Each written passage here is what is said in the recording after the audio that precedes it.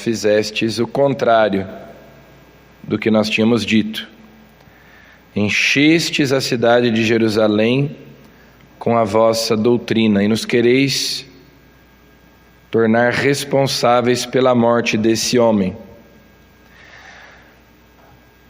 São Pedro, que fala sempre em nome dos 12, é o porta-voz do colégio apostólico, justamente porque é a cabeça do colégio apostólico, o príncipe dos apóstolos, aquele que Deus constituiu para ser o chefe, o servo dos servos de Deus. Então ele responde: é preciso obedecer a Deus antes que aos homens. Essa afirmação de São Pedro nos ensina a lutarmos contra o respeito humano.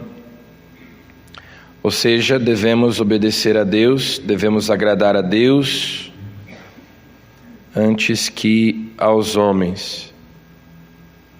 Não omitirmos a verdade, não deixarmos de fazer aquilo que é certo por medo do julgamento dos outros. Porque antes de tudo é preciso obedecer a Deus, antes de tudo é preciso agradar a Deus. Quantas vezes nós, para agradarmos as pessoas, acabamos desagradando a Deus, ofendendo a Deus. A isso se chama respeito humano, que obviamente não quer dizer que nós não devemos respeitar as pessoas. Na verdade, se trata de nós agirmos com caridade, mas a caridade exige também que nós estejamos ao lado da verdade. Então, o Sinédrio já não é capaz de ameaçar, de constranger os apóstolos,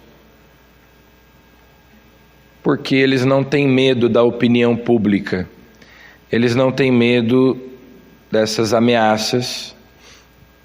O único interesse deles é agradar a Deus, é cumprir a missão que Jesus lhes deu. Jesus disse: vós sereis as minhas testemunhas em Jerusalém, na Samaria e até os confins do mundo. O único interesse deles, a única preocupação deles é cumprir o mandato de Jesus, fazer a sua vontade, obedecê-lo. Jesus lhes deu uma missão e eles precisam cumpri-la. Eles não se importam com o que os outros pensam, eles não se importam com a sua própria vida, porque eles são muitas vezes ameaçados de morte. Só o que importa é fazer a vontade de Deus.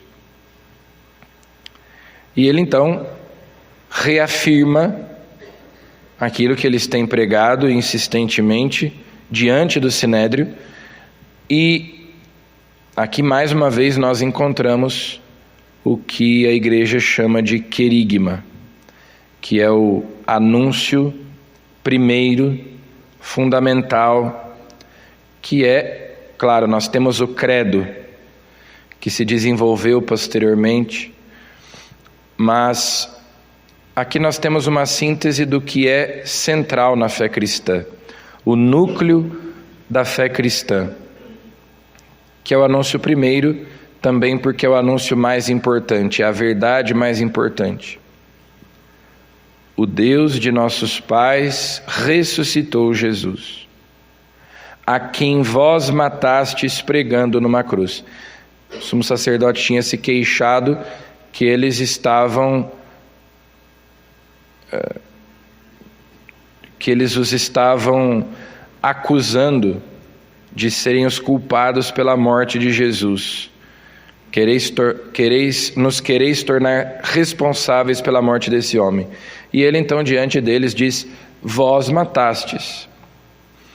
Contudo, no contexto do querigma, do anúncio, essa afirmação se aplica a cada um de nós. Porque a morte de Jesus não foi um acidente. A morte de Jesus não foi um erro de percurso. Ninguém tira a minha vida, diz Jesus, eu a dou livremente. Ou como ele diz a Pilatos, você não teria poder nenhum sobre mim se ele não te fosse dado do alto. Então, vós matastes Jesus. Ele morreu por causa dos nossos pecados, pregando numa cruz. Deus, por seu poder, o exaltou, tornando-o guia supremo e salvador para dar ao povo de Israel a conversão e o perdão dos pecados, e disso somos testemunhas nós e o Espírito Santo que Deus concedeu àqueles que lhe obedecem.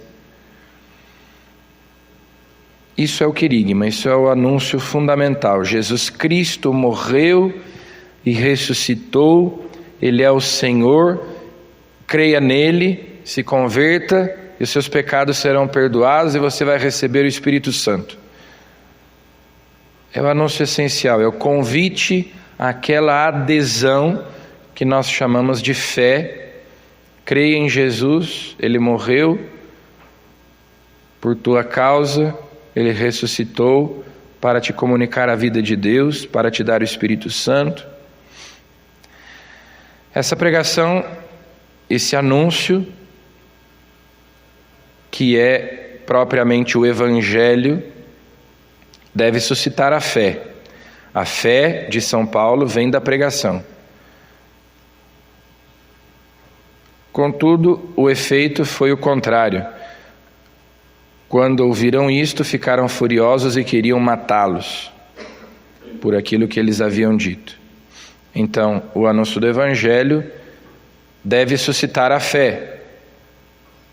No entanto, também, porque a fé é dom de Deus e é também um ato humano, ou seja, supõe a liberdade do homem de responder a Deus, que se revela a Ele, também esse anúncio pode ser rejeitado, que é o que o Sinédrio faz, que é o que o sumo sacerdote faz. Eles não creem, ao contrário, eles ficam furiosos, querem matar os apóstolos. Então, diante desta oferta de salvação, nós temos a possibilidade de entrar no reino de Deus, ou seja, nos submetermos ao senhorio de Jesus, o termos como nosso Senhor e Salvador, e se Ele é meu Senhor, Ele é meu dono, Ele me governa, Ele me conduz, eu o obedeço. É preciso obedecer a Deus antes que aos homens. Mas se eu não quero me submeter, porque eu mesmo quero conduzir a minha vida segundo os meus critérios, não segundo a verdade, mas segundo as minhas impressões, os meus gostos, os meus caprichos, as minhas opiniões, então eu rejeito o anúncio. Eu prefiro não me submeter a esse senhorio de Jesus, não aceitá-lo, porque aceitá-lo tem as suas exigências. Jesus no Evangelho continua o seu diálogo com Nicodemos, que vai se tornando cada vez mais denso, mais, nós poderíamos dizer, teológico.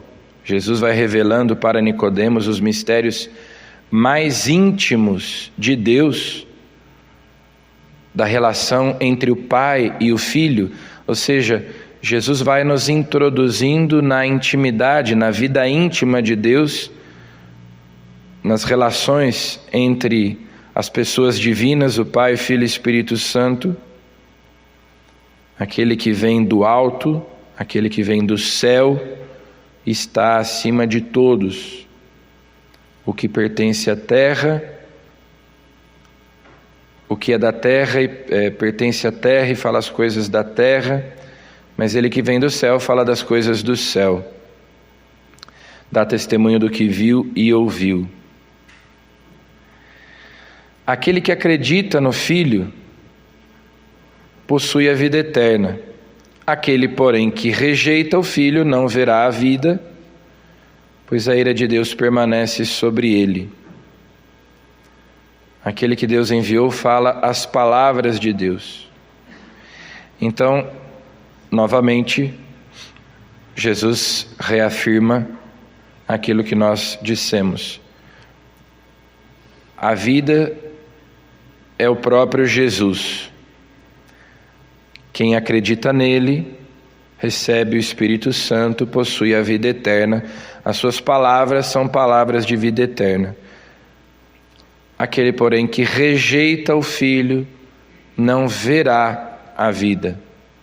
Ver a vida, que é o próprio Deus, que é o próprio Jesus. A ira de Deus permanece sobre ele. Ele não é justificado. Os seus pecados não são expiados, porque a morte de Jesus deve justamente aplacar a ira de Deus. É por isso que aquele que não crê no Filho, a ira de Deus permanece sobre ele. Seus pecados não são perdoados. Jesus veio justamente pagar a nossa dívida com Deus, devida pelo pecado. Então peçamos a Jesus que Ele que nos revela os mistérios de Deus, Ele que nos revela o amor de Deus e o seu desígnio de salvação, nós crendo no Filho, obedecendo, nos submetendo ao seu senhorio, tendo como nosso Senhor, obtenhamos dele o perdão dos nossos pecados, a graça do Espírito Santo e possamos então ver a vida, obter a salvação pela fé no seu nome. Amém.